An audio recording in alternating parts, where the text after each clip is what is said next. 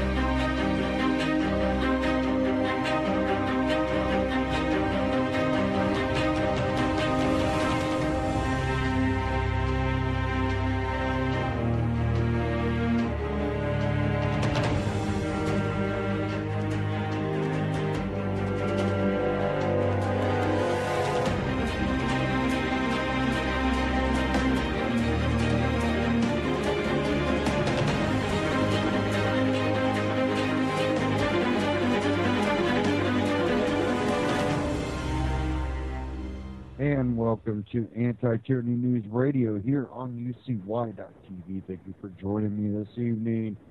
We're going to start off with some more of the war on terror, and this back and forth with Russia. I have one article, Rand Paul, look where ISIS gets its weapons from. We'll get into this Ron Paul Liberty Report. And then I have a few more articles I'm going to cover too. Getting into this, and probably the first hour we'll also get into the Tarantino backlash and all that.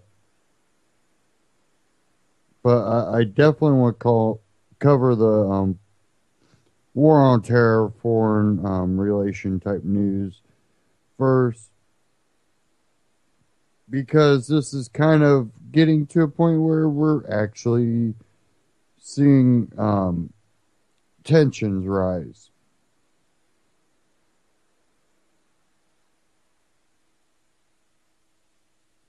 And we also have to look at the immigration problem going on over in Europe and how that's related in two fronts where people are fleeing, and then the other front where that fleeing is also being used as cover for people wanting to do harm.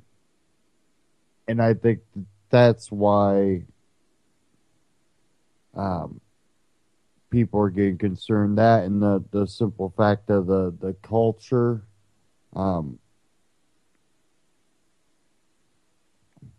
If you come from a culture where abusing women and not saying all, Muslims are like that, I'm saying that there's large portions in the Middle East where they really kind of live by those what nowadays we would consider outdated practices, where if the wife doesn't do what you tell her to do, you slap her out. Well, we understand that is abridging someone's rights, and we don't agree with that. Forcing people to do things against their will, we consider that wrong, even though for some reason we allow government to do it to us. But we do have a understanding that we can't do it to each other. Unless we're in a big mob group and we can push others around.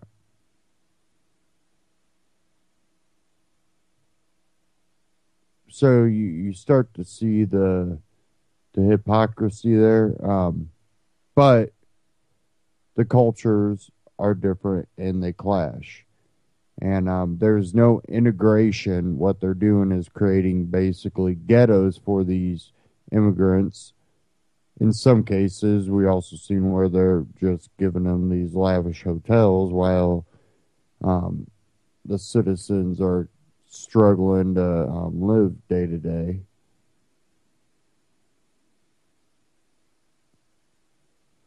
But I want to get into this Ron Paul Liberty Report, and then we'll get into these articles here.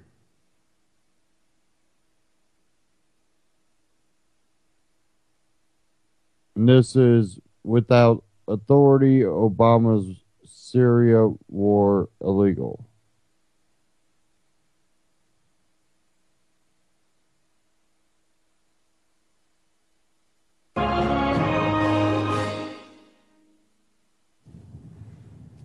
Hello, everybody, and thank you for tuning in to the Liberty Report. With me today is Daniel McAdams, and it's good to see you today, Daniel. Good to see you, Dr. Paul. Good. I'd like to talk today a little bit about the use of military force. You know, we always talk about that, especially since 9/11 or even the Vietnam War. Where does the government get this authority to initiate force? Even as far back as Korea, they got it from the United Nations. So we've been fighting this battle a long time. But in modern days, it's token wars. And where do they get the authority for it? And of course, there was the authority to use military force after 9/11. But if there's ever been a law abused, it's been that. So this debate is ongoing over Syria because they've been, there's a military operation there. They don't follow, even what they tried to correct the problems of Vietnam with, and that was the War Powers Resolution. They ignore, and Congress doesn't care, and the presidents don't report. So that's where we stand. But in Britain right now, there's a debate going on. The generals are expressing themselves, and they want to get this authority. But it looks like Cameron might be sort of in a box where he knows what politics is all about. He knows that things didn't work very well, a year or so ago, and he couldn't get authority to bomb. He was embarrassed, so he's very cautious. But what do you see coming up with this? Do you think that there will be a vote, or will it be clarified, and we'll find out one way or the other which way Britain's going to go? Yeah, it's very interesting because, as you say, back in 2013, when they sought authorization to strike Syria after this phony gas attack that was blamed on the government, Parliament voted him down. And then a year later, last year, there's a new rise of ISIS, and the U.S. has got to go in, and their partners, the U.K., has got to go in and fight ISIS. So he had the initial authority for the airstrikes based on that. But that authority is running out for the U.K. And Cameron is in a bind because he wants to, of course, follow the U.S. dictates. But the problem for him, this is going to surprise you, Dr. Paul, the problem for him, he does not have the votes in Parliament to extend the authority. So he simply told the generals in the military, I don't have the authority, this will have to end. Well, that's pretty magnificent that actually has an effect on their thinking, because I think they're a little bit better off than we are in this country, because we in many ways are facing the same set of circumstances, because the president doesn't have the explicit authority. A little while ago, there was a resolution in the Senate passed out of committee to limit the use of military force. But it never went to the floor, never got a vote. And interestingly enough, in that authority to allow him to do the bombing, it says no troops on the ground. And that might have been one of the reasons why that was, not passed. But they're still, working hard. And Senator Corker, who's instrumental in all this, he said, well, he sort of leans toward having a vote, but there's no urgency for this. He says, we'll just set it back. And he used the words like he and the Congress feels like the president, if he really needed it, he'd be asking it for it, and he hasn't asked for it.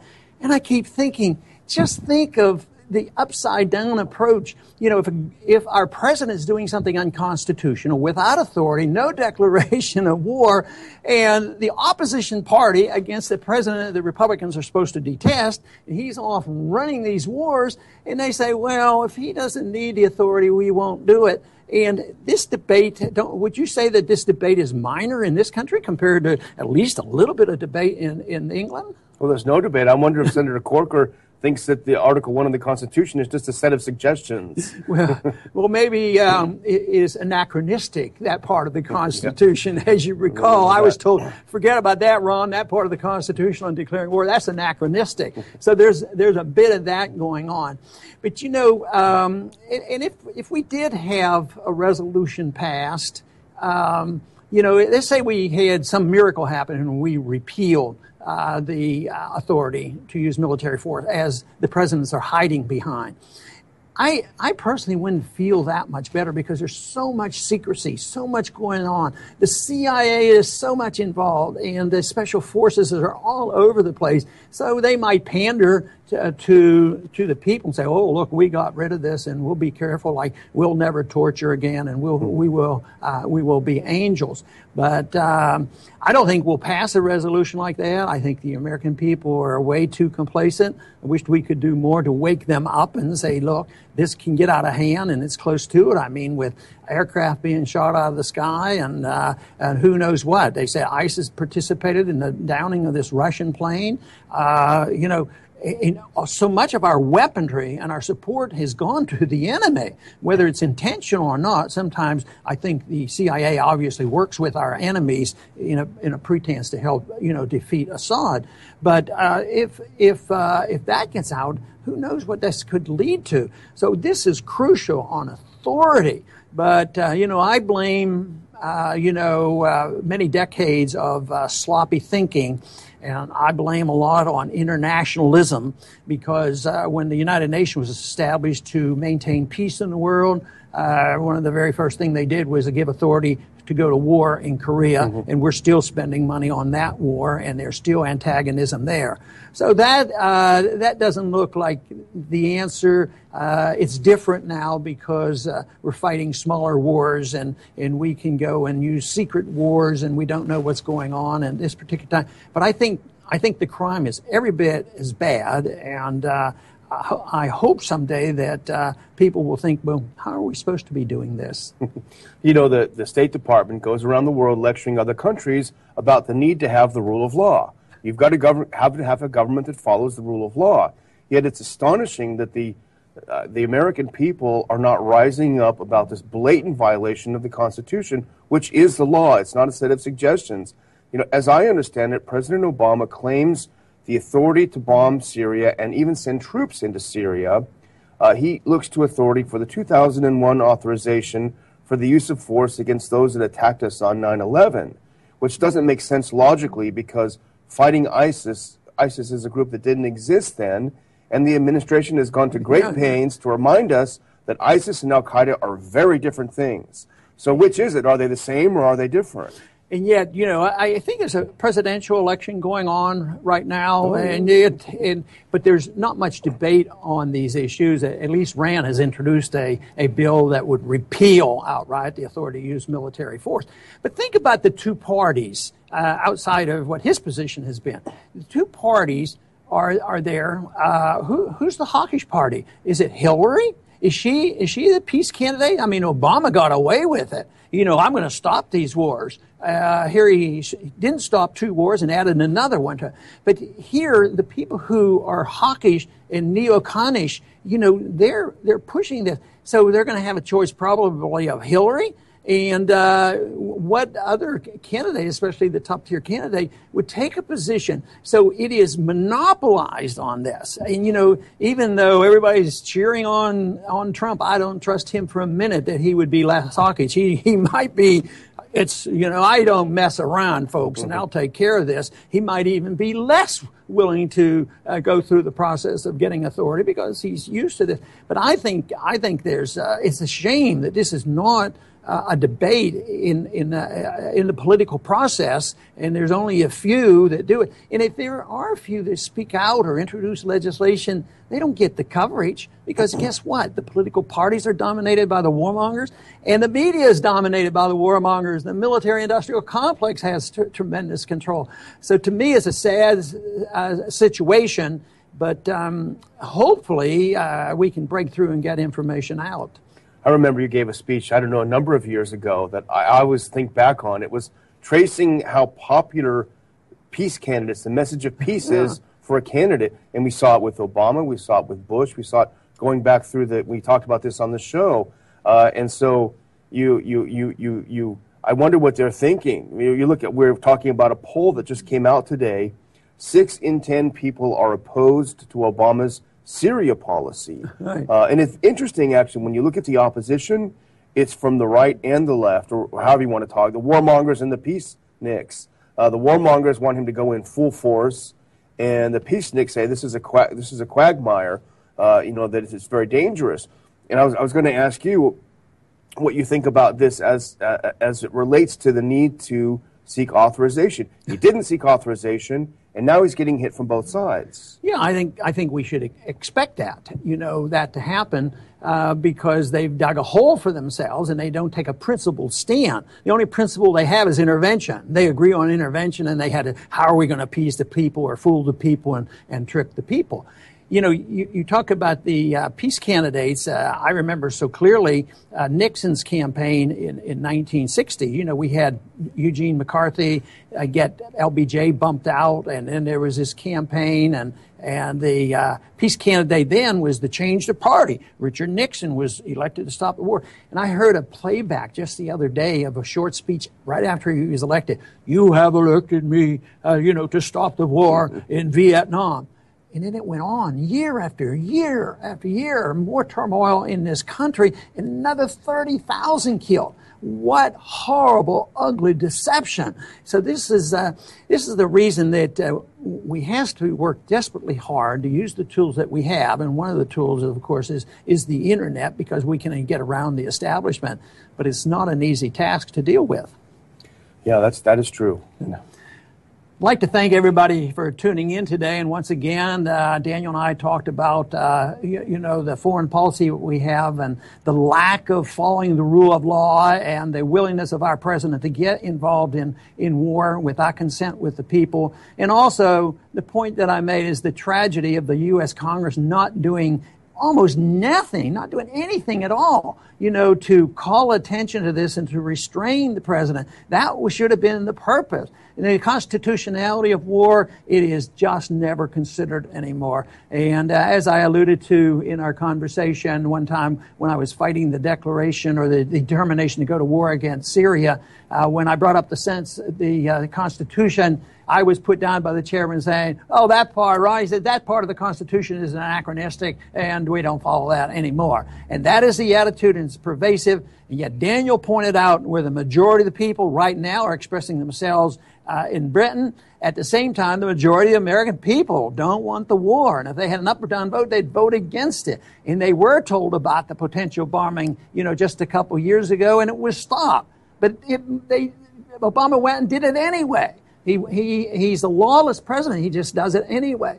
But unfortunately, right now, I don't see a full debate in the presidential campaign about why we should be arguing the case for peace over this war and restrain the presidents. It was given to us, the people, to restrain the president from going to war. That was a big issue in our revolution. The king, and today our king is our president, can't go to war without the consent of the people through the legislative branch. Unfortunately, we have a long way to go on that. But the one thing in our favor is the majority of the American people agree with us that we should not allow our presidents to go to war so carelessly. I want to thank everybody for tuning in to the Liberty Report, and please come back soon.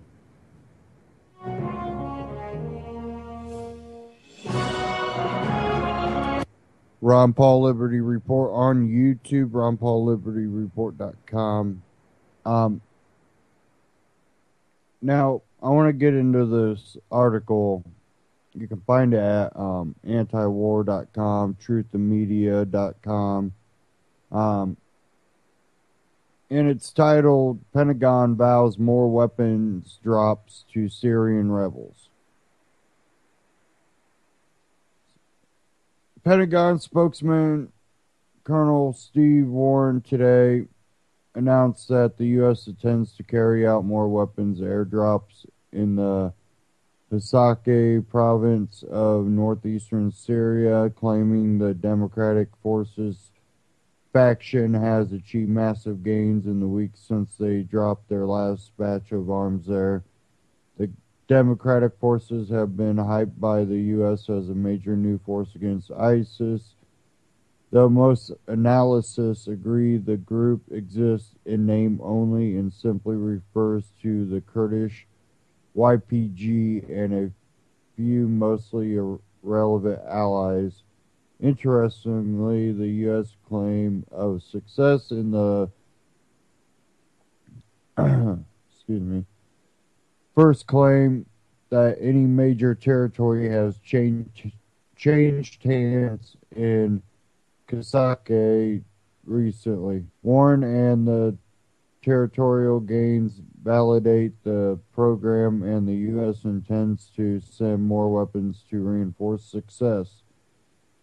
Though again, the claim of territorial gains does not appear to be verified by any other sources, and even the Kurds aren't claiming new victories in the area.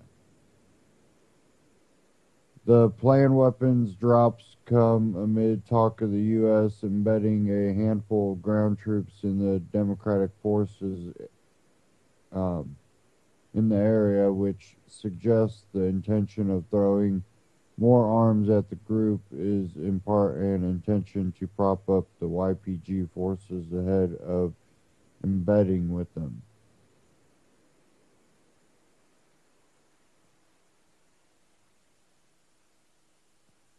Now, these weapon drops, and again, it says that it's mainly just Kurds and some other irrelevant allies.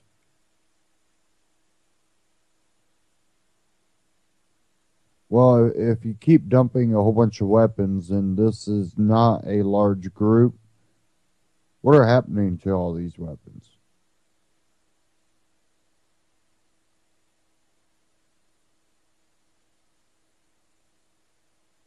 Well, I have an article here. This one was out of Infowars.com. Rand Paul, look where ISIS gets its weapons from. They have anti-tank weapons and missiles that we gave them. Presidential candidate Rand Paul has urged voters to look to where ISIS is getting its weapons from to understand the monumental problem the U.S. is facilitating in Syria and beyond.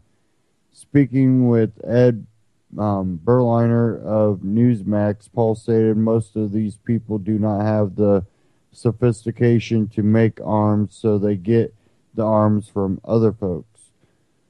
Right now, ISIS has $1 billion worth of U.S. Humvees, and they have $1 billion in cash they stole from us, and they pay their soldiers with, but they have anti-tank weapons and missiles they fire from the shoulder that were basically given to people in the Syrian civil war and taken by ISIS. So really, if we don't want weapons to get into the hands of folks, we should be very careful about who we give the weapons to, the senator stated. Paul then elaborated by noting that during the Libyan civil war, 15,000 shoulder-to-air missiles made by the United States went missing. That's why there is a concern that airlines might be taken down by shoulder-to-air missiles, Paul noted. That might be a good reason for why we should have thought long and hard before we agreed with Hillary Clinton and Barack Obama to get involved in a war in Libya, the libertarian-leaning candidate said. Paul also noted that the CIA played a major role in arming rebels with shoulder-fired missiles.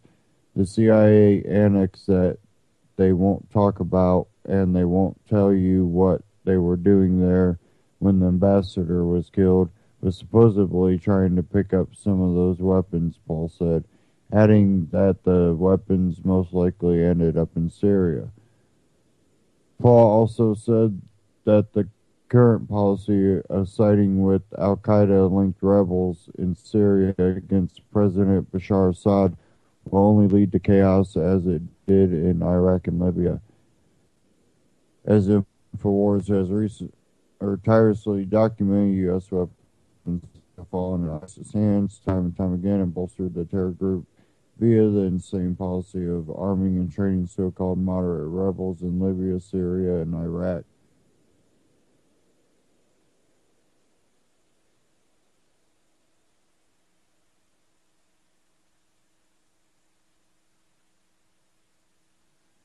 And hopefully I'm still connected. It says I'm having an internet connection problem. This is my connection with the network.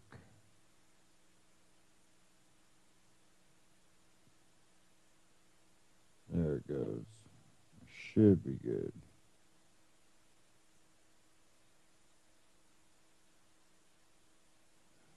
Okay.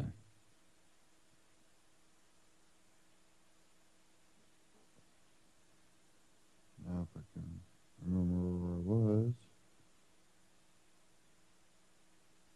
Paul also said that the current policy of siding with Al-Qaeda-linked rebels in Syria against President Bashar Assad will only lead to chaos as it did in Iraq and Libya. I already went through that part, I guess. The CIA has shipped weapons to Al-Qaeda-affiliated groups in Syria since at least 2012, a fact reported by New York Times. Up until late 2014, the U.S. still claimed it was arming moderate mercenaries in Syria to fight against ISIS and the al-Assad government in Damascus, despite the fact there are no longer any moderate forces active. Iraq intelligence even claims that the U.S. is intentionally dropping weapons to known ISIS-linked groups of rebels. Whether you believe this or not, it is clear that terror groups already have U.S. weapons. It's a policy that dates back decades and has always ended in chaos and with the CIA has turned blowback.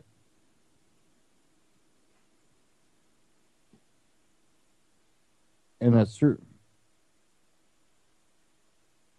We see blowback time again. But there's people that are becoming that royal type person in society. They're becoming untouchable, too big to jail, as they've been coining the Hillary thing.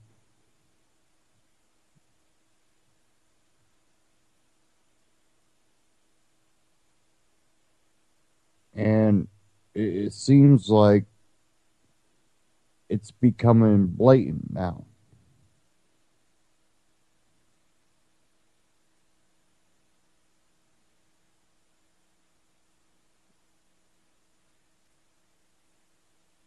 So we have to question the actual motives of these people and their actual beliefs. People look at Rand Paul and go, he's not libertarian enough. I think he has libertarian beliefs. I think he has a more realistic view of what he could accomplish in his political career to get us towards that. But he's like, don't, expect me to turn it into a constitutional government overnight with all the corruption. And, I think if you truly are a constitutionalist and you have any chance at, or a libertarian, any chance at office, I think you also reach a point that you go, they're going to try to take me out.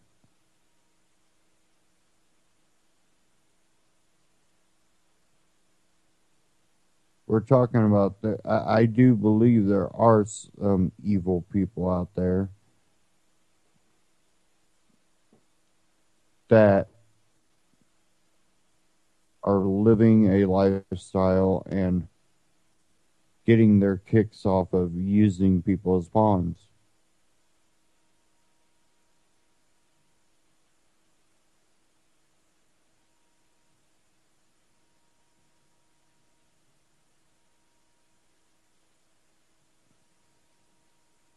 I have an article here.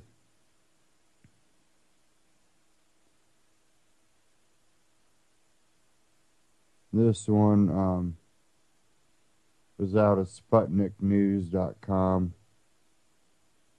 Pentagon spent $2 million per fighter in failed Syrian program. The U.S. failed Syrian rebel training program cost American taxpayers as much as $2 million per trainee, or $384 million in total, before being abandoned, according to interviews and spending figures obtained by the U.S. national newspaper USA Today. The newspaper has calculated that Pentagon has already spent $2 million per fighter for a program that produced dismal results. The Pentagon has tabbed $500 million in 2015 for the effort and promised to graduate 3,000 trained and equipped new Syrian forces fighters this year and 5,000 annually thereafter to combat the Islamic State, also known as ISIL, the outlet says. The program was suspended after $384 million had been spent. Of the 180 Syrians vetted, trained, and equipped, 145 fighters remain in the program. Of those, 95 are in Syria today. 2 of the 4 training camps the Pentagon designated for the program in the Middle East never hosted a recruit, furthermore stated. The Pentagon, however, disputes the amount and puts the actual cost down to $30,000 per training. The vast majority of the funds paid for weapons, equipment, and ammunition, some of which U.S.-led coalition still has in storage. It quotes Navy Commander Alyssa Smith, a spokeswoman.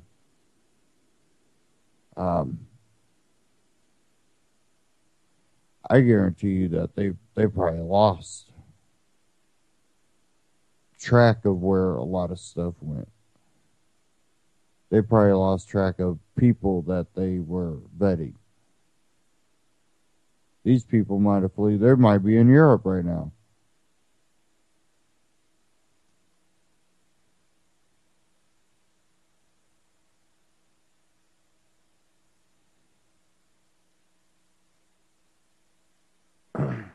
SputnikNews.com.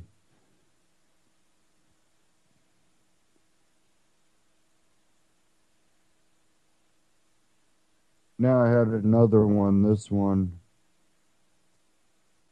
we're going to kind of transition to the problem that's being created by all this mess in the Middle East. In whole, you know, the Middle East is falling apart.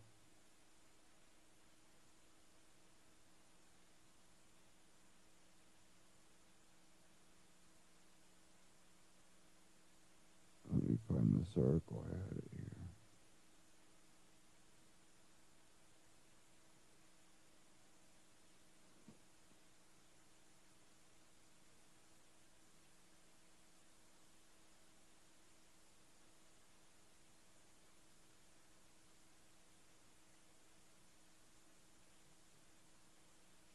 See if it wants to actually pop up.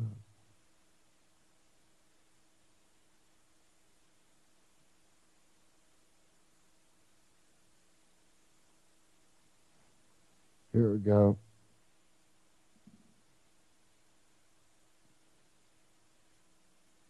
Refugees welcome. Migrants gang rape women in Sweden and UK.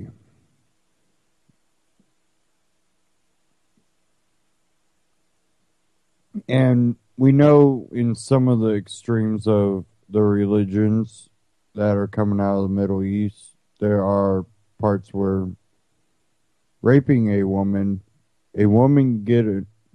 being raped is their fault.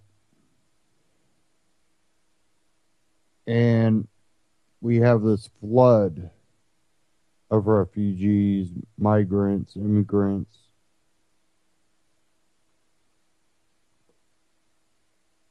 flowing into Europe.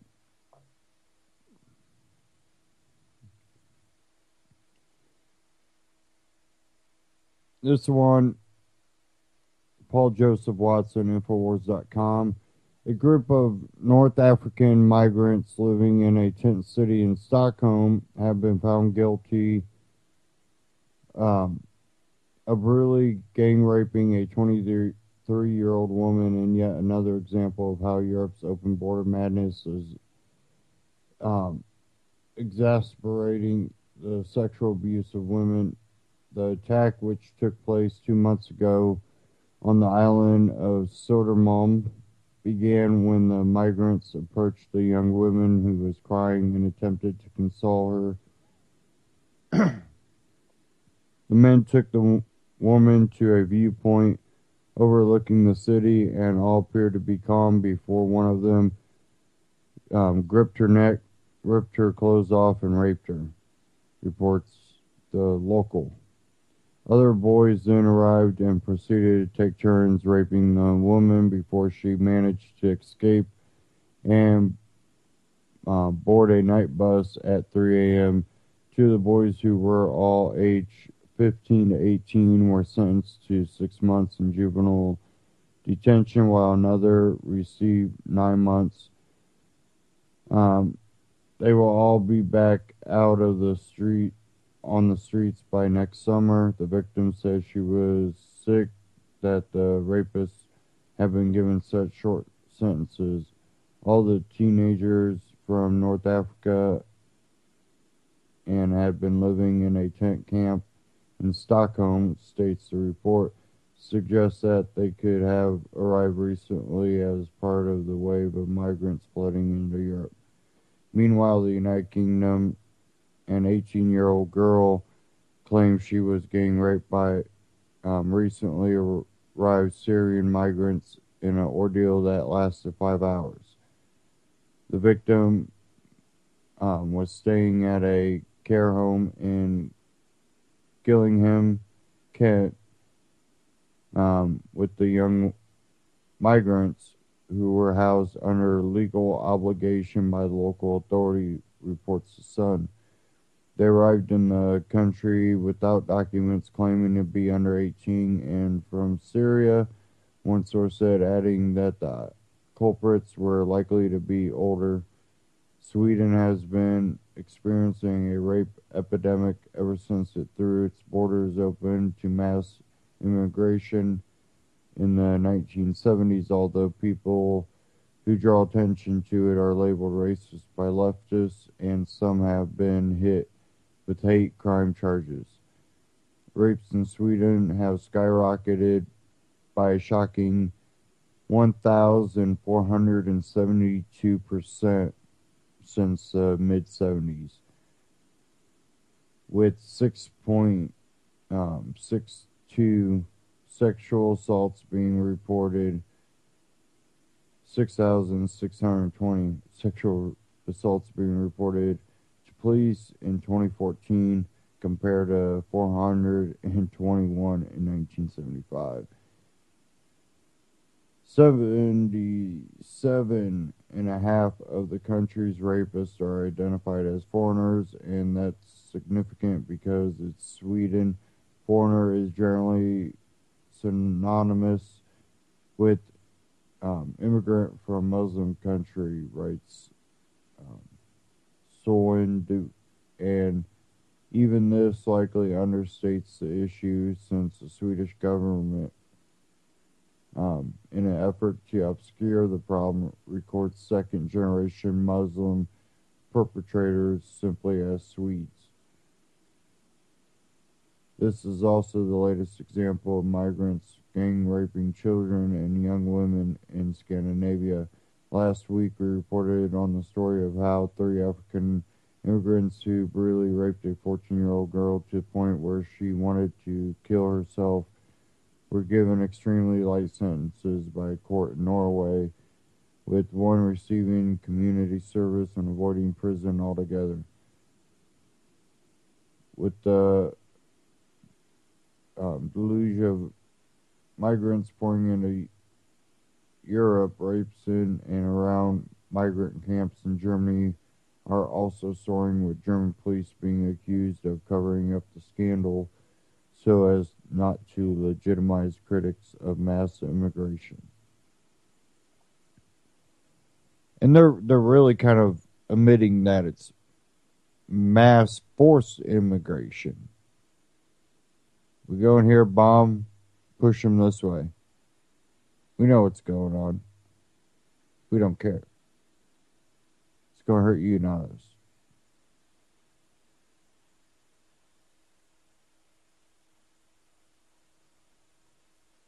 And they'll continue to try to push us into cities and control population, and it's really getting out of hand to a point that people are leaving the U.S. en masse. Compared to historical terms, we have people just giving up their citizenship like, I'm done. Some people just live in choosing not to live in the U.S. too.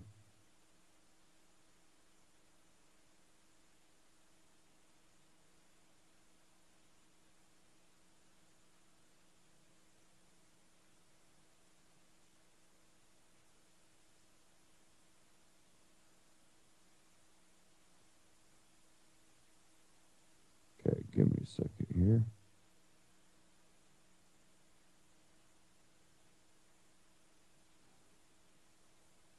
Going to kind of dive into some economic news.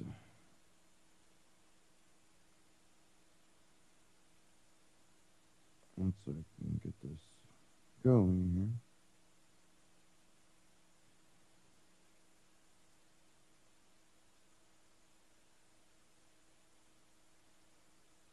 This one, AMTV, Janet Yellen promises negative interest rates.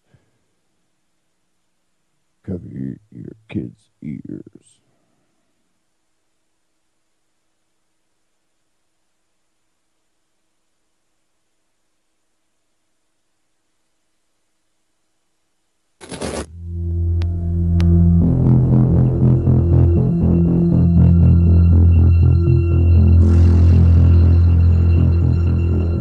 Why buy gold? You've probably heard these reasons before. Stock market volatility. Hey everybody, I'm Christopher Green, and you're tuning into AMTV, Alternative Media Television. I encourage you to watch the video posted before this, The Truth About Aaron Swartz. Click the link below. It'll be in the description box. I think it's important. It's uncut. It's unedited. It's candid. I'm driving around in my truck, but I actually think it's very, very important. For those of you that don't know who Aaron Swartz was, or who he used to be, Aaron Swartz was the founder of Reddit. And he was basically murdered by the U.S. federal government indirectly, according to his family and friends, through pressure and intimidation. Please watch the story because it ties into a lot of the things, a lot of the topics we talk about today, things that we are fighting, like the Trans-Pacific Partnership, which has everything to do with intellectual property rights, copyright, open access of information, and the internet, and the well-being of that free flow of information and the internet today. So watch it, share it, like it. In today's video, I will talk about the Federal Reserve, indicating that there's a very live possibility, according to Janet Yellen, that they're going to raise interest rates in December, even though they've been saying that for 8 years now.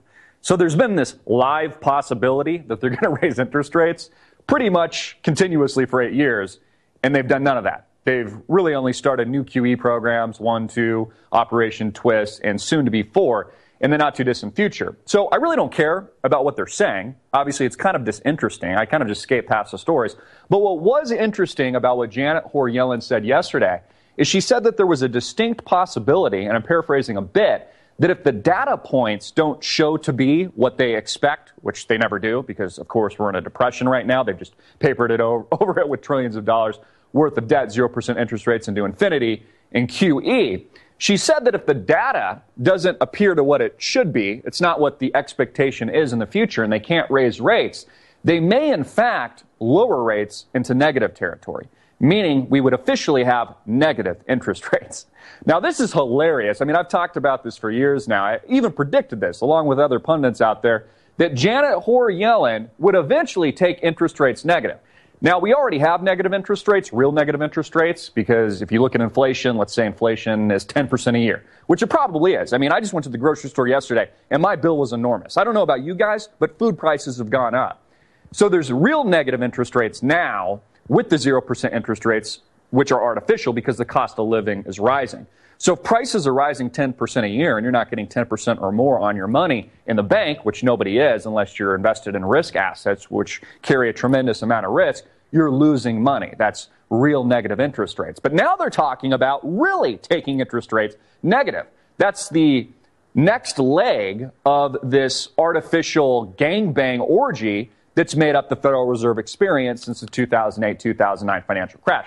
So what does this mean? Negative interest rates means if you deposit your own money at the banks that the banksters own, of which you bailed out in 2008 and 2009 post that crash with trillions and trillions and trillions and trillions of dollars of taxpayer-infused funds by the barrel of a gun, essentially. There was no vote, wasn't approved by you, the American people. Again, you don't have a choice in the matter. They're actually going to start charging you on your own deposits. So let's say you deposit $100 at the bank with negative interest rates. When Janet Hoare Yellen takes interest rates negatively, you will actually pay to hold your own funds at the bank. I mean, that's how ridiculous and crazy this whole experience is getting. I actually think that the Federal Reserve might temporarily raise rates. In fact, there might be a hike. There might be this symbolic move followed by more cutting. We've even seen this historically in Japan, where they've tried to raise interest rates only to cut. And then they've had this prolonged period of over a decade or longer, this deflationary experience in the case of Japan, where they never really get out of the doldrums. There's no real economic GDP growth. There's no expansion. It's just the papering over of debt. So what does this mean to you? When rates go negative, which is pretty much the case now, we're at zero. We're at the basement of the floor. Now they want to drill into the floor and I guess go to China. This only encourages more risk-taking. It encourages debt. In fact, debt is a good thing when interest rates go negative.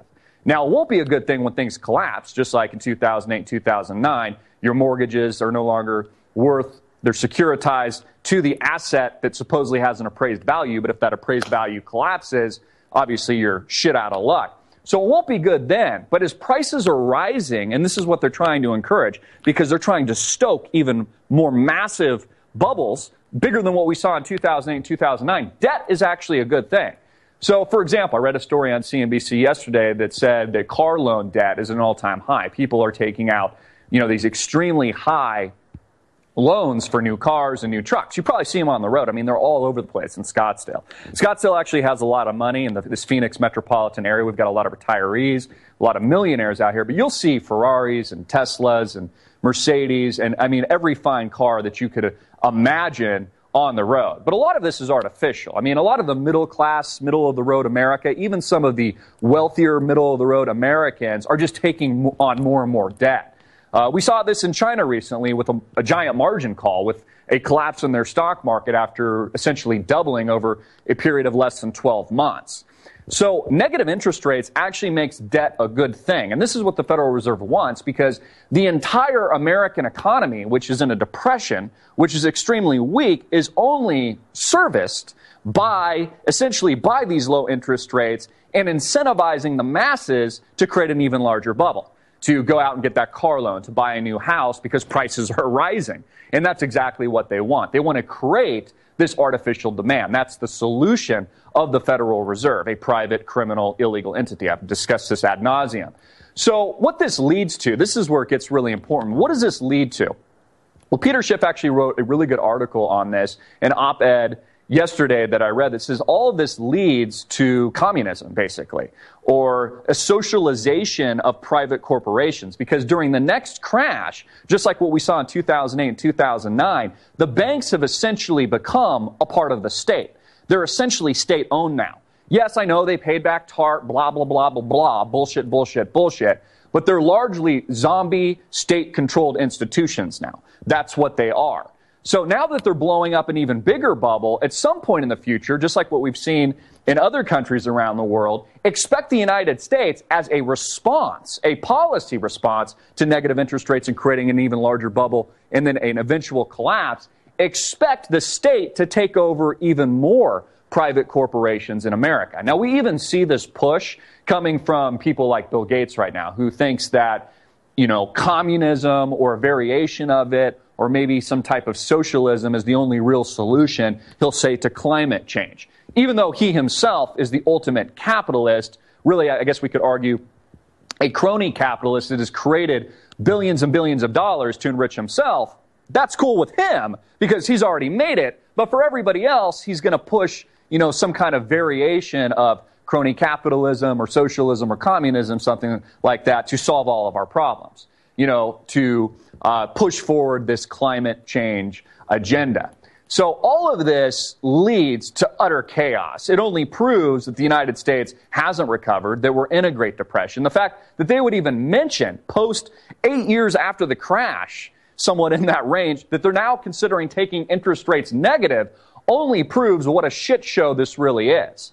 Now, I actually think in the short run, I had an email, somebody sent this to me, and also I'm responding personally in our forum sections at amtvmedia.com. Subscribe on demand, go to our forums. I'm responding to all of your questions, your comments, suggestions. Thanks for all of you subscribing. We've had tremendous support. But I had a question, Christopher, when do you think, the wheels come off, so to speak? Well, I think the wheels have come off, but I think the bubble actually gets bigger. I think we could see Dow 20,000. I actually think the bubble will get bigger pushing into the 2016 presidential election as part of the strategy, as a part of the establishment strategy to blow this bubble even bigger. I think the next president of the United States, whether or not it's Trump or Carson or Hillary Clinton, inherits these economic shifts, these global conflicts, the next world war, and will also inherit the economic collapse. Again, we've been talking about this for years. Nothing's changed. They've only papered over all of the debt. They've only created a much bigger problem by taking out more credit cards. And now they're considering, these are not my words, the Federal Reserve is considering taking interest rates negative. So in the short run, expect the bubble to get bigger. Debt is actually a good thing. I do think that there are some undervalued parts of the market. In fact, I've been very bullish personally since the first quarter earlier this year, where I recommended specific stocks and investments in the oil and gas industry, which, by the way, has been the best performing sector fourth quarter of this year. I still think there's tremendous value in certain pockets, in certain industries, and with certain companies as the bubble gets bigger and the bubble gets much larger. Remember, the oil collapse, totally and utterly artificial, manipulated by the Federal Reserve, our government, Saudi Arabia, to drive prices down into the gutter, to help with the negotiations with the Iran nuke deal, to put pressure on our enemies around the world. All of this plays into the geopolitical chess game that makes up this urban warfare, economic warfare with the East. Again, we have the rise of the East, we have the fall of the West. It's why they created ISIS out of thin air. The new boogeyman, the new dragon head that spawned from Al-Qaeda post Barack Obama supposedly killing Osama bin Laden. You see, they needed just a new boogeyman to push a new agenda, to push these new wars. And see, that's the reset button, folks. That's where all of this is headed. America resets the economic collapse, which we will live through once again in the not-too-distant future. People are going to be very sorry they took out all this debt, all these new car loans, all this new housing debt, student loans, etc., because when it does pop, just like in 2008 and 2009, you'll see massive debt asset deflation, just like what we saw in 08 and 09, where people took out these mortgages. They thought the house was worth X. It turned out to be worth Y when the demand dried up. So it's exactly why the Federal Reserve is creating artificial demand through the lubrication, basically just a con job of this easy credit and 0% interest rates, because it pads the pockets of Wall Street. Again, all of these sea-suckers got away with it. Not a single banker prosecuted, not a single banker in jail post-2008 and 2009. Only a single scapegoat in the name of Bernie Madoff, who really committed a crime that was child's play compared to the trillions of dollars extorted from the American public through forced bailouts and taxation against our will. I mean, didn't we declare a revolution in 1776 against taxation without representation and this centralized power that made up Great Britain and kings and queens? How do we not have the same thing here in America today through institutions that are privately run and illegal and anti-constitutional like the Federal Reserve? So the Federal Reserve, folks, is responsible for this. Your officials allowing the Federal Reserve to exist, the banksters to get away with this kind of shit, are all responsible for this. They were responsible for the first crash through the engineering of these synthetic derivatives and securities that came out of nowhere that only enriched them. They were responsible then, and they are responsible now for blowing the next large, gigantic bubble, and they will be responsible again when it collapses in all of our faces, when the American people live the repercussions. But of course, that's when they'll reset everything. That's when they'll declare war officially. That's when the wars will escalate. China already being demonized, the people being dehumanized, our enemies, Russia already being demonized, dehumanized. All of this ties into ISIS, the bomb on a Russian commercial airliner that's been spun by the Western media as ISIS perpetrated it, denied by Russia and Putin's government, saying, let's not jump to conclusions and let's not panic. Egypt saying, let's not panic because we still want you to tour our country and we depend on all that tourism. All of this a part of the convoluted web that makes up this propaganda war that really has just become a shit show.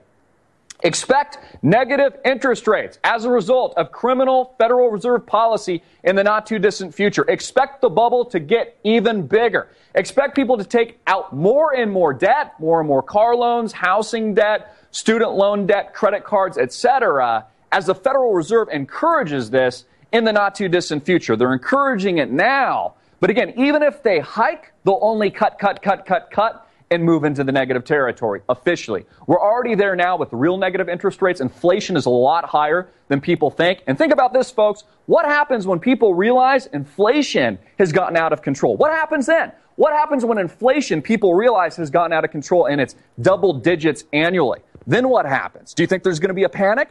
You think people are going to rush to the exits like they did before in 2008 and 2009? You bet your ass. This is all reality. This is the hard truth. Nobody wants to talk about it. Nobody wants to address it. Your government is running a Ponzi scheme, far worse than what we saw with Bernie Madoff or any of these scapegoats that were the example post-2008 and 2009.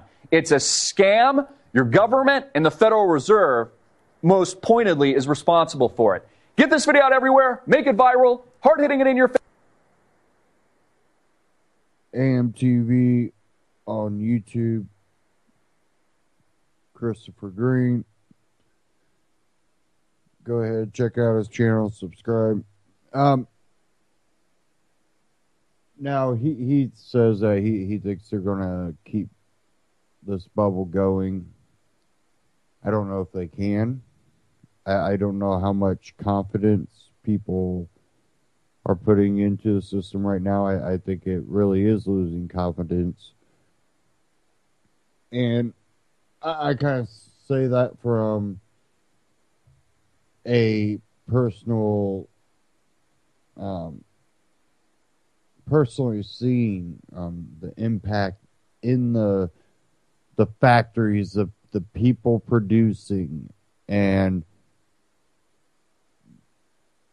excuse me, and I'm talking about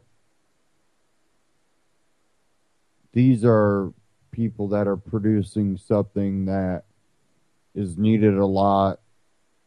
Therefore, it's not, even though it's a competitive market, it's not something where it's not going to be needed. Except for it's not being needed. And what that is saying is things everywhere are slowing down.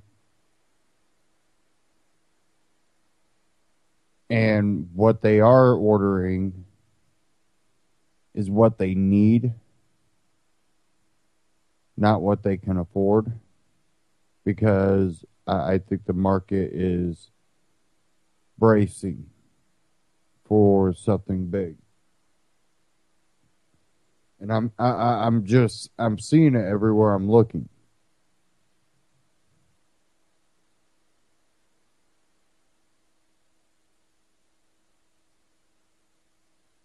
Now, what happens when we come into the new year? And a lot of people are saying that this last quarter of this year is just not going to have a good outlook. And if you don't see some type of quick recovery within the first quarter of next year, it's basically going to set in stone a global depression.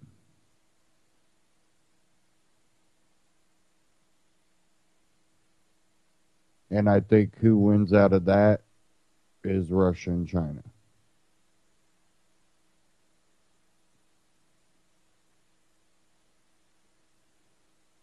Now I have an article here from Peter Schiff. Well, it's not from him, but it's out of fortune.com. It's by Claire Grodin. Peter Schiff is the Grinch who wants to steal Christmas. The investor known as Dr. Doom. Peter Schiff, a well-known contrarian investor, wants you to know that this Christmas will be horrible. On CNBC on Thursday, Schiff, the CEO of Euro Pacific Capital, warned that we are teetering on the edge of an official recession and that he expects job layoffs to start picking up by the end of this year. Schiff blames the Federal Reserve for the economy's fragility, saying that low interest rates are propping up the economy. The inflated dollar is keeping the cost of living from rising rapidly, and it's keeping interest rates artificially low.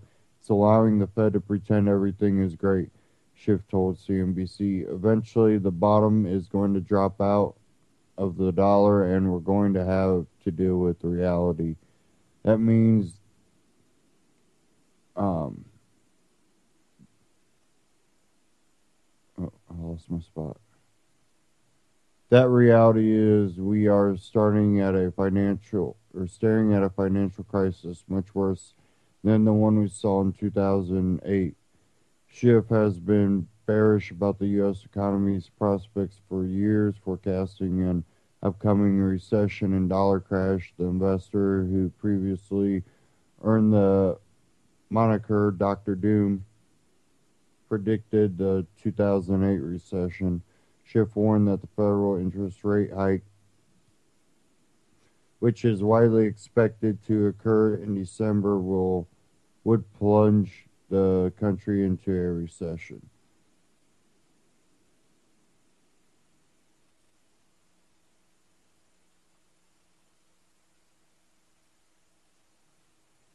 And again, that was at fortune.com.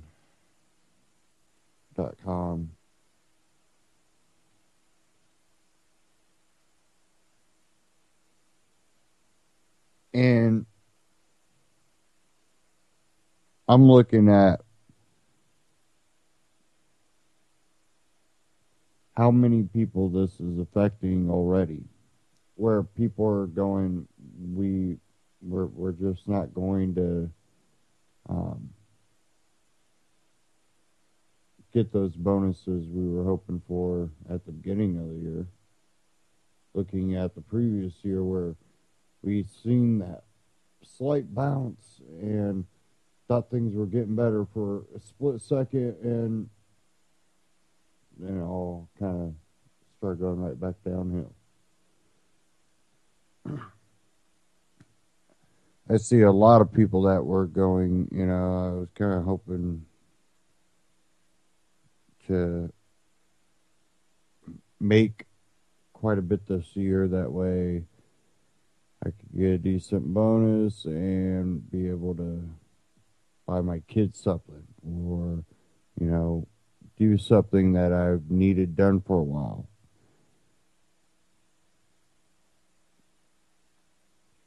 And I've also seen the moves that companies have taken to cut, money out of, let's do less of this. What can we do to cut costs? And at the very beginning of the year, cutting costs with the business getting better, people were going, oh yeah, we'll get a real good bonus. When it just fell off, people were like, oh no. And for people that weren't getting bonuses, I've seen the people that were going, not only did I not get the raise I expected, I got half of what the half I was expecting. So if you were expecting, $1, you got 20 cents or 25 cents.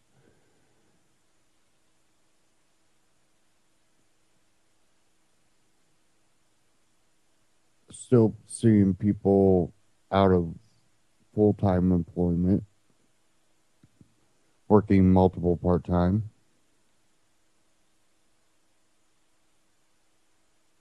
And one thing I haven't seen the large need for, I've seen the signs up, and I've seen, the apply here, but I haven't seen it to the extreme I've seen it in the past. Seasonal retail jobs. Meaning they're expecting one, more online, two, less money being spent.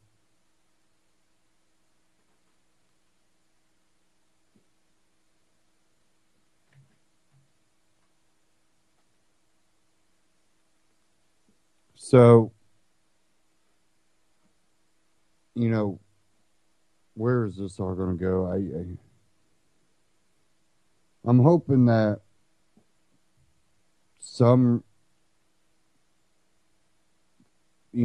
unexpected thing happens that, people just go, well, we're just going to work and you guys figure out the other crap because we need this stuff. We want this stuff. We're willing to make it. We're willing to buy it.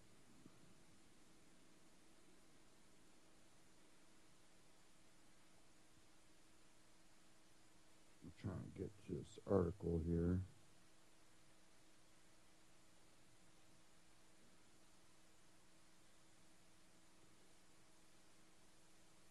Participation rate at 38-year low. Business Insider, labor force participation stays at a 38-year low.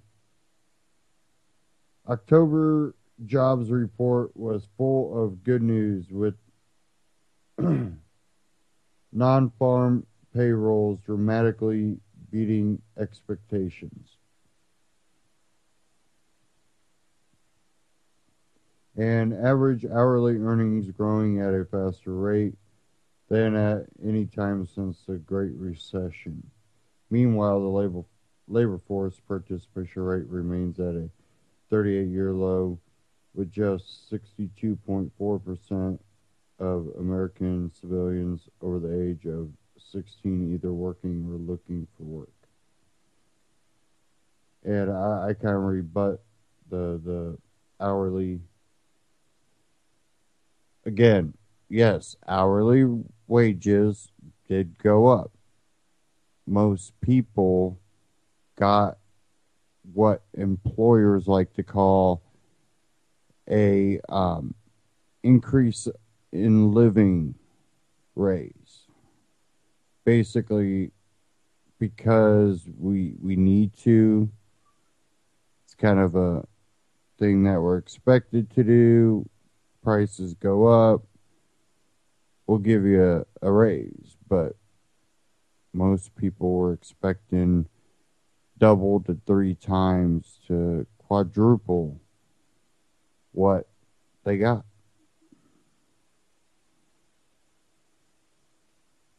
Again, cutting all the extra expenditures out of the budget and still falling short of being able to get a decent raise.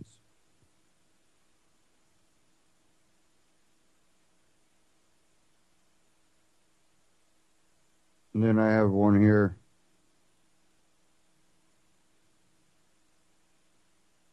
Maybe. Unemployment 5%. And it says, boom, big rebound in job creation for October. Plus 271,000. This one from AP. U.S. hiring surge raises likelihood of Fed rate hike. They're trying to tell you that it's getting better. That way you don't freak out when they hike the Fed rates. But then you look again.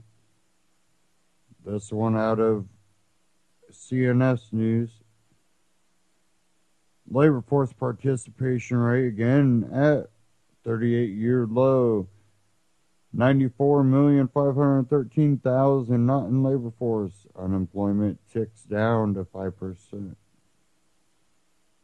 Unemployment goes down even though people are not getting a job.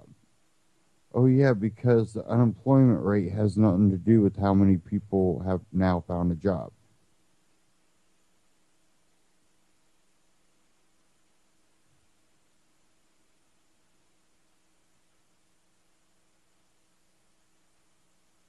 Give me a second.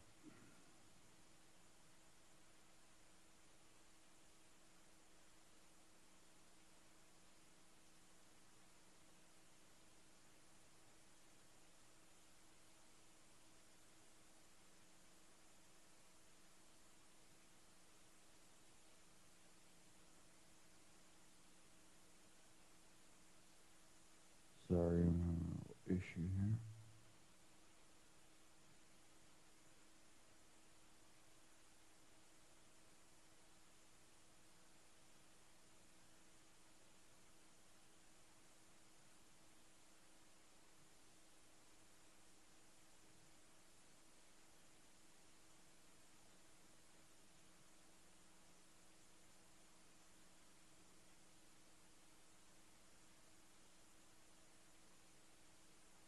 Maybe we'll get this going here.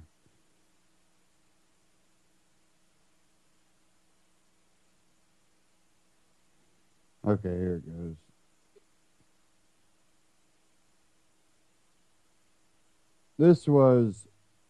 It's a short clip. And this is Senator Rand Paul fighting Congress raiding Social Security Trust Fund in dead of night. Why they need to run? If everything's getting better, they don't need to raid the Social Security Trust Fund. Too bad they did.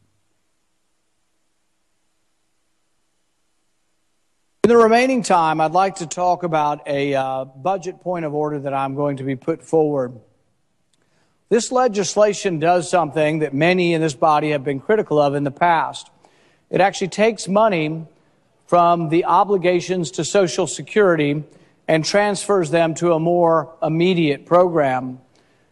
Specifically written into the budget rules, though, were rules that say, you know what, if you're going to take money, if you're going to steal money from Social Security, from people who are retired who have put it in there, and you're going to spend it on something else, that there is a special budget point of order that says, in order to do this, you will need 60 votes. So we will be putting forward a budget resolution that says, do you know what? If you're going to steal money from Social Security, if you're going to take money from Social Security and you're going to spend it on other concerns, people say, oh, well, we're going to spend it on disability. Well, the Social Security fund was put forward as a pension plan. You have an obligation to those who put the money in. So stealing money from people who will be getting money in the future to pay for immediate concerns is robbing Peter to pay Paul. So those in this body will be asked tonight to vote on whether or not you're willing to vote to take money from Social Security to spend it on immediate concerns. This is sort of like saying, all right, I have a pension fund. Let's say I have $100,000 in my pension plan, but I want to go to the racetrack. And I need some money this week, so I'm willing to take the $100,000 out, and I'm willing to pay a $30,000 penalty, but I'm willing to do it because I am an addict, and I am addicted to spending, and I've got to spend the money now. That's what it is, and you're all guilty of it, right and left. You're going to take money out of the Social Security fund, and you're going to spend it on an immediate fix. And by fix, I mean not fixing the program. By fix, I mean what a junkie does. A junkie is addicted to spending. That's what the problem is here, is that we were addicted to spending. So, Mr. President, at this point, I would like to raise a point of order against the pending motion pursuant to Section 311A of S-Con Res 11, the concurrent resolution on the budget for FY 2016. The legislation reallocates payroll between the retirement and disability programs and therefore breaches the Budget Act. And ask for the yeas and nays. Madam President. And we don't have just an addiction to spending. They have no care in the world because they are never held liable for that debt. You know, definitely you look at the president and everything he gets when he gets out of office.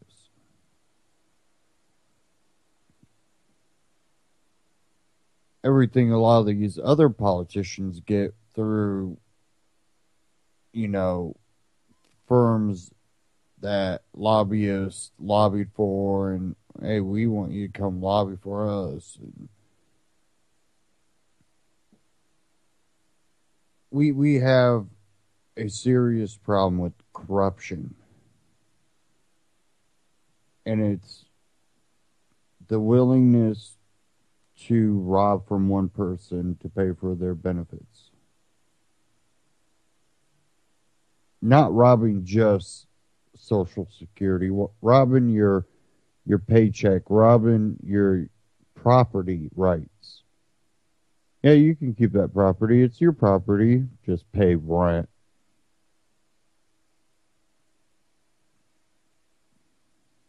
That's saying that it's not your property. And it's allowed to happen over and over and over and over and over and over again. No one ever puts an end to it. And it's because when we see people like Rand Paul, even, you know, even though he's not Rand Paul. But we look at everything that people like that push for.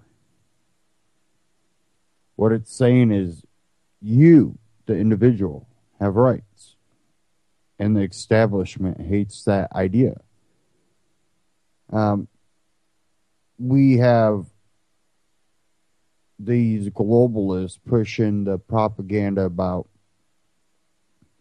we have to get rid of the idea that your child belongs to you and that it belongs to the greater community.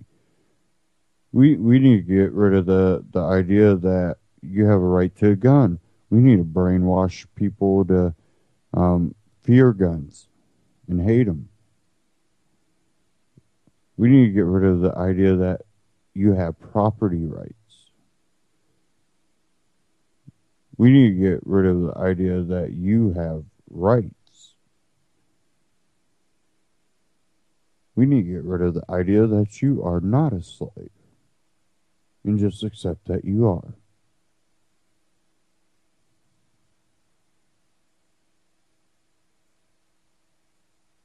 Because they get more in your face about it the further they go, because what they are showing is, hey, you can't touch us. You try again.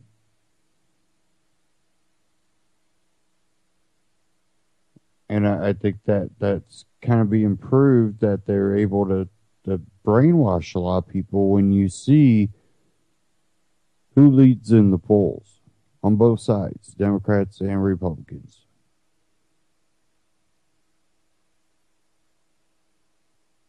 Polls don't mean everything, but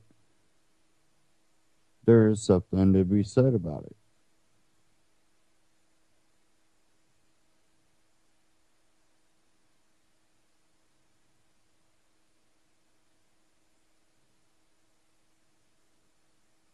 Okay, give me a second here as I get this next article up.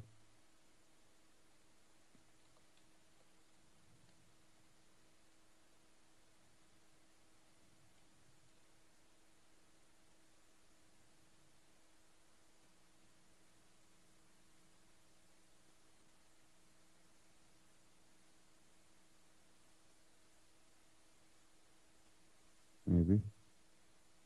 What is going on tonight?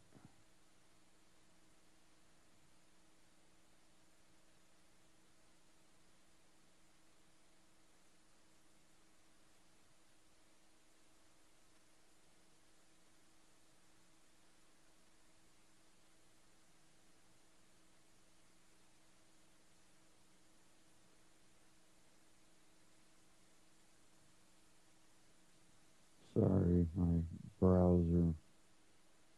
I don't know what was going on. I think it was a flash, actually. Acting a little bit crazy.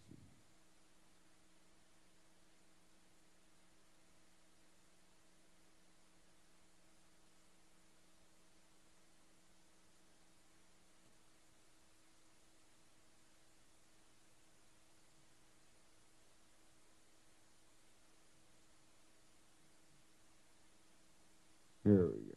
Now we're getting back.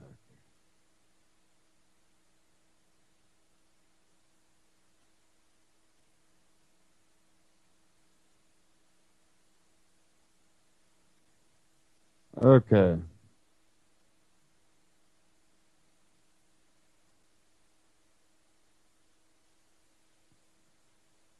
This one is about wiretapping. Now, a lot of places are a lot different when it comes to wiretapping laws, and this was pretty interesting, I thought. Uber driver and activist arrested in New Hampshire for videotaping a bar bouncer yelling at him for being an Uber driver. Cops came to his door to nab the activist while he was out buying baby food for his child, due any minute. Christopher David, who was a character in the 2012 book about the Ron Paul movement, Ron Paul's Revolution, for earlier efforts as the Ron Paul Revolution activist, was arrested today in New Hampshire for a very vital public safety reason. A bouncer mad at him for being an Uber driver in a city where the government so far has not been satisfied with Uber living up to its legal requirements. Turn him into the cops for apparent violation of what was, as written, is a pretty terrible restrictive law barring, by my read of the law, any audio taping under any circumstances without explicit consent from all involved. Another New Hampshire libertarian activist, Free State Project leader, Garrick be a similar rap under those same laws because the person she was taping was a cop. It's possible a court might decide the First Amendment rights to film a government employee doing his work that they upheld for Garrick might not apply to a busybody bouncer. Context from the Voices of Liberty website, including the gut punch that this move could have made him miss the birth of his child. Dover, New Hampshire police came to the house of Uber driver Christopher David to arrest him today. His partner was at home pregnant with their son, who could arrive at any moment. David was out buying baby food. The arrest could very well prevent him from witnessing the birth of his son. The charge, Class B felony wiretapping for recording a bouncer in public who was attempting to bully David into stopping his work as an Uber driver. New Hampshire, under pressure from several taxi companies, recently banned Uber from opening in the city, threatening to fine and arrest any drivers who continue to operate. The first citation was issued to Stephanie France, a 63-year-old grandmother and school bus driver. Christopher David started the Free Uber campaign to protest the ban. On one occasion, David was giving rides in Portsmouth to bar patrons seeking a safe ride home when he was confronted by a bouncer employed by Daniel Street Tavern. The bouncer attempted to bully David into ceasing his work, who in return recorded the incident. It's important to note here that David was in his own vehicle at the time and both parties were on public street with no expectation of privacy. Nevertheless, the bouncer called the police and decided to press charges of a Class B felony for wiretapping, resulting in a warrant being issued for David's arrest, which Dover police served as at his residence. David has decided to turn himself in and hopes to be out on bail in time to witness his son's birth. And it says here David was released on $5,000 personal recognizance bail. Excuse me. He said he was also scheduled to be arraigned January 4th at the Portsmouth Circuit Court. David said in a Portsmouth Herald interview that he's continuing to operate as an Uber driver in Portsmouth without adhering to the city's new ordinance as an act of civil disobedience. Also a web developer, he's been spreading the word about his protests through Facebook, the website freeuber.org, and by posting flyers on utility poles throughout the city.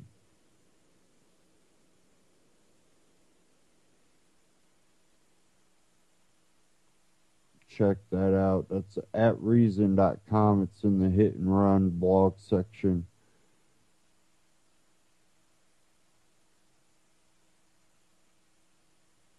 Now, we see when they only allow taxis that have a placard or a certain sticker that say they can operate. There's big monopolies created a lot of times in that. and they only allow others to come in when they have a need for it. The city expanded way faster than we expected. Even, the existing taxi cab services can't expand fast enough to meet the demand that they might let more stickers or more placards out, allow for another small company to come in. But they do create a monopoly.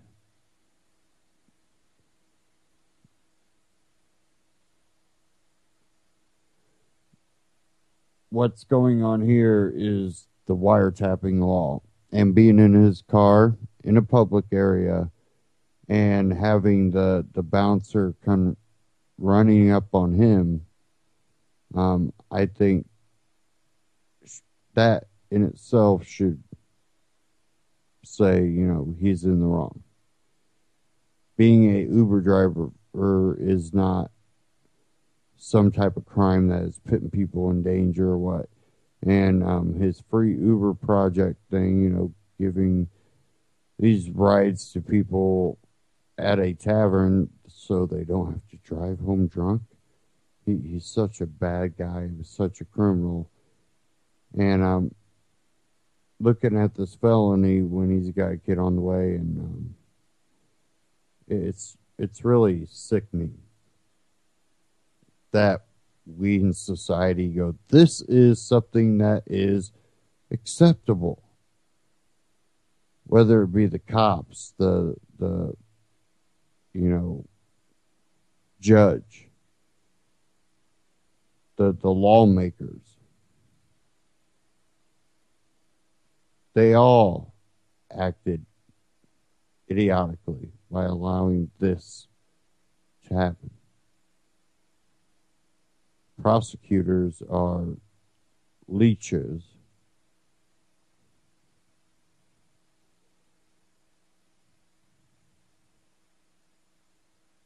Even if they go in with good intentions, they find out what their job really is.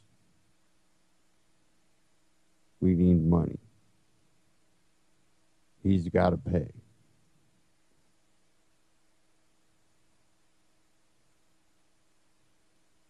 They have a lot of deferment programs where, it'll go off your record, just don't get in trouble and pay us all this money. Give us so much money you don't get in trouble, and you promise not to get in trouble here.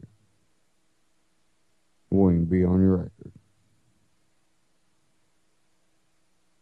And then people that live by ideology usually get you do that, we're going to take your life away, basically. Meaning they'll take all your possessions, all your wealth, and your freedom.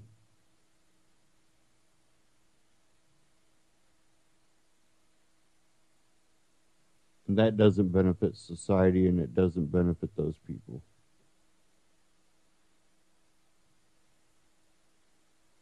So, I feel bad for this father that's not going to, be able to just enjoy the time with his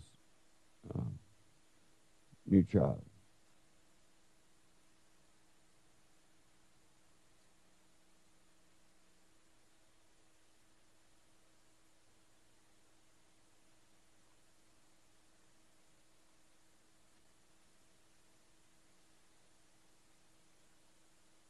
Okay, give me a second here.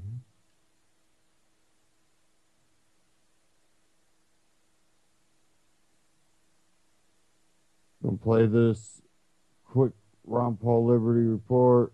Ron Paul smashes popular fallacies.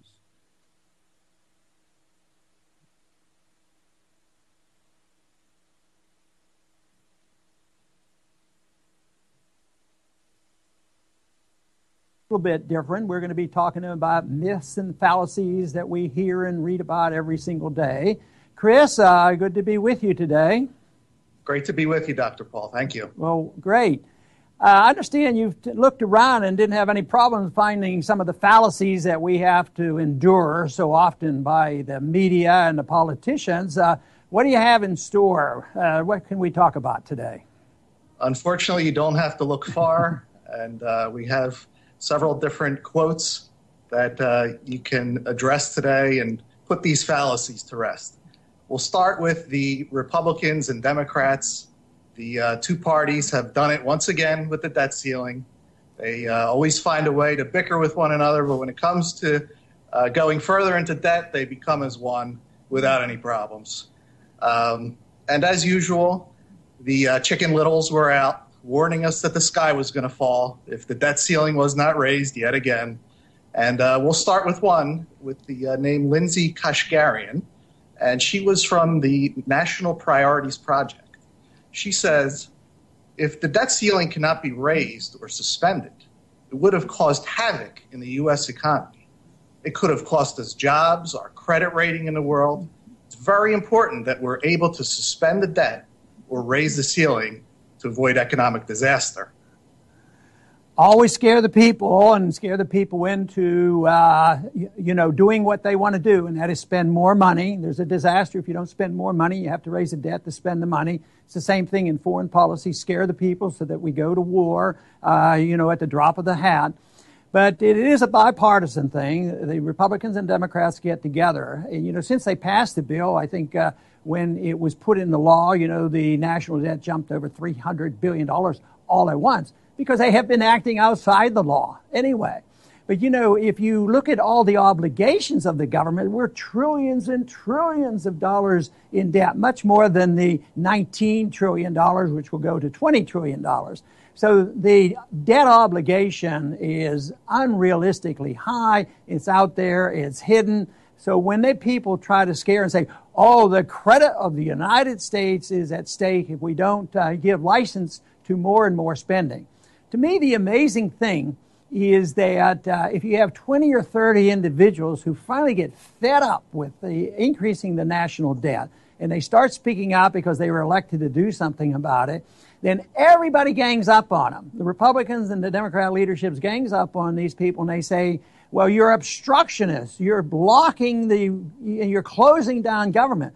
Well, why is it that the people who want spending never are closing down government? Because they won't vote for a budget that's more reasonable. But it's universal when it comes to the leadership, because they want the spending.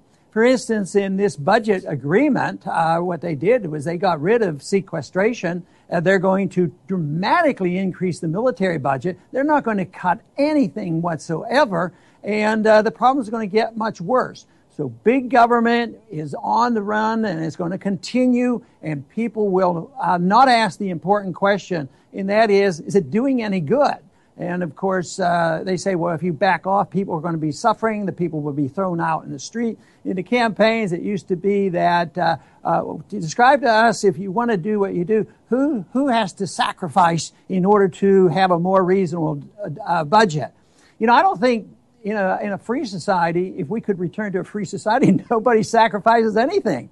Everybody gets something. So if you get your freedom back to do what you want, and you get to keep what you earn, and you get the government off your back, and the society is deregulated where people can do what they want as long as they don't hurt other people, and the wars won't be fought, and the people won't be suffering from the wars and the financial crisis and the inflation, that's not a sacrifice. Yes, there's an adjustment period if we decided to cut back and live within our means, but the adjustment period isn't eternal. But these are scare tactics when they come along and say that we have to raise the national debt. It's been going on for a long time. There's a lot of spending that is secret. Just think of the trillions and trillions of dollars the Fed spent in the last bailout period. That was never on the budget. And there's a lot of dark budgets, and they have ways of financing things. But the biggest illegal financing goes through the Fed because they have this power. They can bail out foreign governments, foreign central banks, corporations, banks, the whole works. And that's the big problem. But the biggest problem is, what has the American people allowed our government to become? And the acceptance have been that we can't live without the welfare state, and we can't live without a warfare state, and that costs a lot of money. And the economy is shrinking. The revenues will go down in real terms, and we can't afford it any longer. But they won't ask the right question because it's painful to cut back. They won't ask the important question is, what should the role of government be in a free society? And obviously the role of government in a free society should be protecting liberty, not policing the world, not regulating our personal lives, and not telling us how to spend our money. So I would say this is a major fallacy that has been floating around for a long, long time, that we have to raise this debt limit or the world will come to an end and everybody will be out in the street. The most that's ever happened on a government close down is that some people couldn't go into the Washington Monument. Everybody got back pay after they went back to work, and nobody noticed that they weren't at work. So it's something that we should address, but right now people will be complacent because the powers to be, Republicans and Democrats, got together. Just think, Boehner and Pelosi did this. It wasn't just the Democrats or just the Republicans. It's a coalition, and they have come up with a grand bargain that the spending will continue, take the national debt up to $20 trillion, and there will be no cuts. That is a tragedy. It is a tragedy, Dr. Paul, and not only does the government place financial burdens on our backs, they also monitor what substances we can put into our bodies, what plants a person is allowed to smoke with their own free will, what they're allowed to do. The drug war has been a big failure, and finally, slowly, the states are starting to come around to realizing that the drug war has failed and marijuana is becoming legalized more and more. Recently, there was a vote in Ohio that didn't pass. And we have a quote from Alan Pike from Think Progress, who has something to say about the government's role with marijuana. He says, any state that legalizes the drug for recreational sale has legitimate interest in monitoring and controlling the supply of cannabis in the new market. Such oversight is critical both for the kinds of public health issues inherent to any biological product and for ensuring legalization states can harvest tax revenue accurately. What do you think about that, Dr. Paul? Statements I've heard in a long time, and there's a lot of those out there. This violates so much common sense. First, I never talk about, drugs. We need to be able to legalize and use drugs. What we need is an understanding of legalizing freedom of choice and an assumption of responsibility for doing risky things. So it is risky. People might eat too much sugar, they might drink too much alcohol, they might smoke cigarettes, but all of a sudden to say that other drugs have to be regulated, because they're so dangerous. But the principle is that the governments can't protect us from ourselves. If they do, they have to do it with the destruction of liberty. Now, it was interesting that the Ohio vote went down dramatically, and you think, well, this is a setback because most of the time the votes will go favorably and for legalization and for the use. So the one thing that came up on the vote in Ohio was the fact that they were establishing a monopoly on a very narrow way of the companies who are already in the business and prepared to provide the marijuana. And even the libertarians, I understand, were opposed to it because it was such an atrocious proposal. So I don't think this is a setback at all for common sense. But, the issue of drugs should be the issue of liberty and making freedom of choice. We allow responsibility to go to individuals. We teach our children what is dangerous and what is not. This idea that we protect them means that you should never give up on prohibition of alcohol. We obviously should prohibit the smoking of tobacco, and it goes on, and you have to control the diets and everything else. But we hear the people say, well, somebody in my family, died with a drug problem, and therefore we have to make him illegal. Where is it in the Constitution that this is the responsibility of government? So that's the issue of liberty. But then what about the practical argument? The practical arguments are overwhelming. It doesn't do any good. That's why the American people at least had common sense to get rid of prohibition of alcohol, because it wasn't accomplishing anything. Matter of fact, it caused more harms. It caused more harm because bad alcohol was being drunk, and it was something that created a tremendous amount of crime.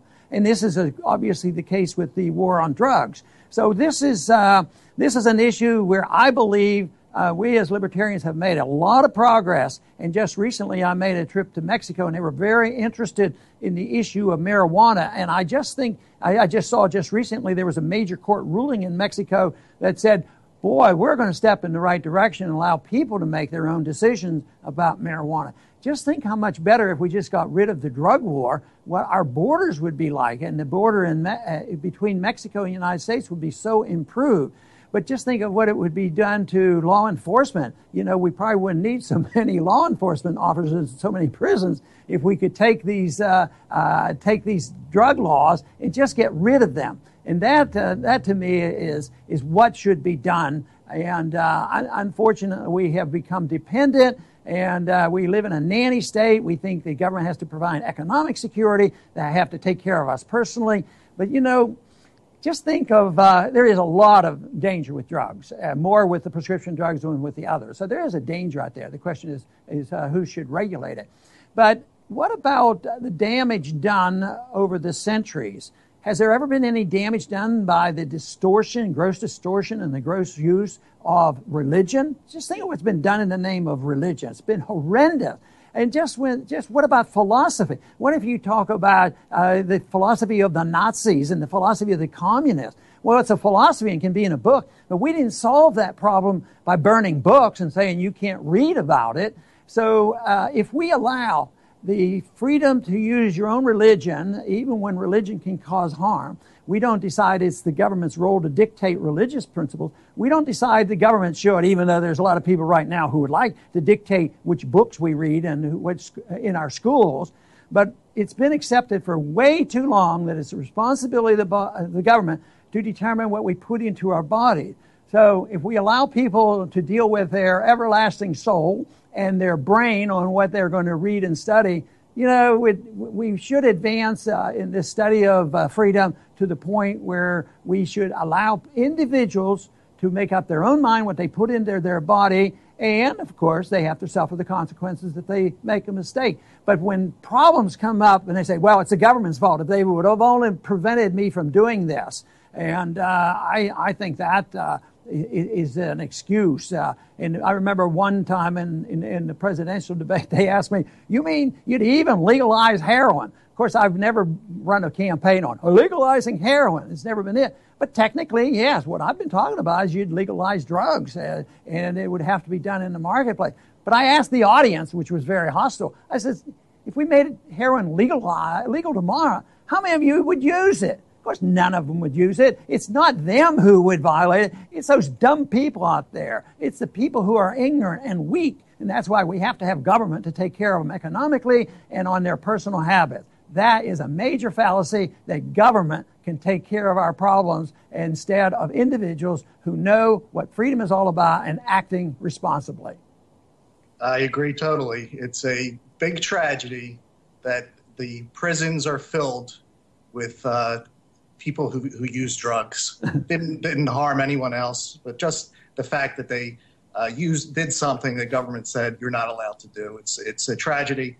And going along those lines with prisons, while she's not the only one who is not averse to cronyism, Hillary Clinton must not receive too much money from the private prisons, because her view is that we need to end private prisons and detention centers once and for all. Now, what's wrong with that view, Dr. Paul? Well, I don't believe in private prisons. I don't think that's the way it's set up. If you are going to have a government with laws, it invites a disaster if you make a deal and you become a partner with a private owner of a prison. Because the mistake there is that if you're in the business of making money, you're going to make more money if you have more customers. So how do they have more customers? Well, you have more laws. So the problem are the laws that we have. So I don't endorse the idea of private prisons, and this, of course, is the reason that so many people get awfully confused with this. But the answer to this is not in dealing with private prison. The answer is getting rid of too many laws. We have more prisoners in our country than any other country, more than even China, which is a total disaster. And most of them are victimless crimes. So these people should all get pardoned. They should be released. And then there would be no demand for private prisons. But I think it should be greatly reduced, the prison population. But I think the proper role would be to get rid of all the private prisons, to get rid of so many laws. There's so many laws that are victimless crimes, and yet the busybodies are writing these laws, and they like it. There's an industry out there. There's a government industry in the judicial system and the drug industry and all. A lot of people who deal in drugs like the laws because they keep them busy. But no, we don't need private prison. What we need are a lot less laws, and we need to do away with the war on drugs. Next, we're going to get a little more personal. I'm going to stop it there. You can check out that full Ron Paul Liberty Report at ronpaullibertyreport.com or Ron Paul Liberty Report on YouTube. Subscribe to the channel on YouTube. I want to kind of feed off of that. It's, we look at it as the war on drugs only, but the simple thought that you can tell someone what they can and cannot put in their body leads into so much different things. I have one here from Infowars.com. Raw milk farmer jailed for removing government surveillance cameras from owned property. So he discovers these cameras on his own property and removes them, and he was jailed. Says here and this is in Canada, but this is things that you also see happening here. A Canadian farmer that provides raw milk to his community was reportedly arrested and jailed for removing government surveillance cameras from his own property. The Canadian government is filing charges against the man for theft.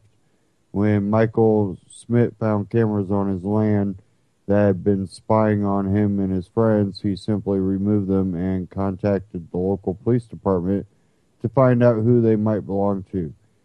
It was at that time that he was charged with the theft after refusing to hand over the cameras to the police. Only later did Smith find out that the cameras, which had no markings or identifications, were placed there by the Ministry of Natural Resources and Forestry.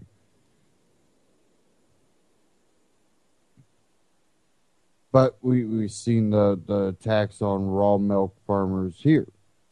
And, here in Indiana we had one where a sheriff basically kicked out the feds for, bullying the Amish farmer with his raw milk. We need more of that, but we as Western civilization are just being processed like cattle, really. We are. And we see stories where they'll release violent criminals because of the overcrowded jails and prisons. But what you see a lot of the people coming in for is drug-related charges. And they're usually poor people that are robbed of their wealth while they're in the system and put through a regiment that doesn't turn them into better people, but become more of cattle. Again, it comes back to you get turned into cattle. And we see a lot of repeat offenders because it doesn't fix any of the issues. If you have an issue, If you have a drug addict, continually arresting them and putting them in the system, a lot, again, goes back to the private-owned prisons that get subsidies and get paid to house these people. And they also lobby for things like the drug wars.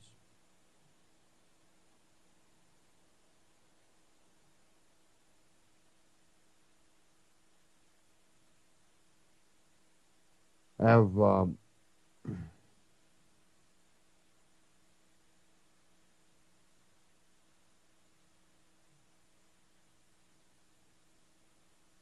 one last article.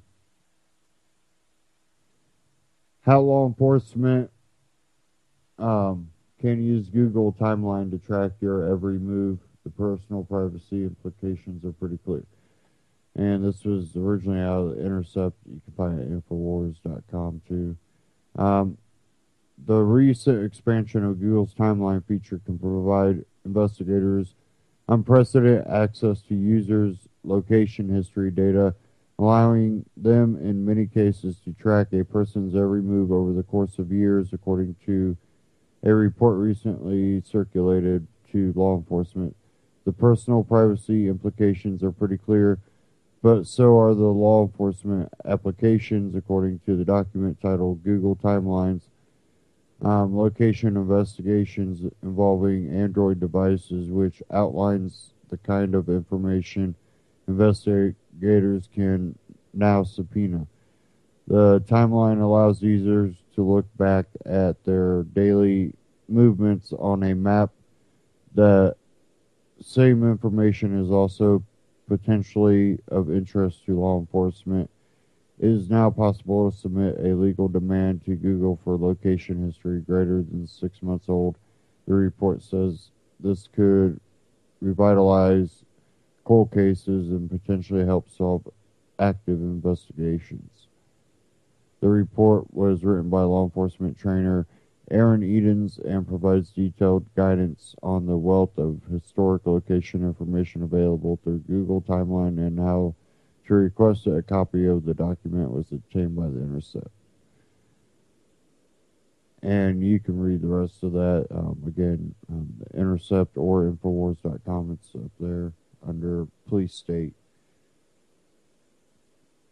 But what a lot of people forget is CISPA. CISPA basically gives companies like Google immunity to spy on you. And that's probably one reason why they want law enforcement to, know, hey, this is here for you guys. Yep, see, we're cooperating with you, so give us our immunity. And many of you already know Google's not one that I tend to trust.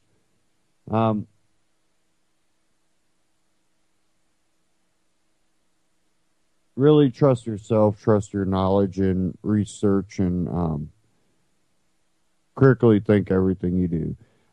Thank you all for tuning in. Stay tuned here on UCY.TV for all the great broadcasts coming up after this. Don't forget to click on the UCY support tab at UCY.TV and help keep network like this on the air so we can get many voices and many stories and a lot of information out there to people that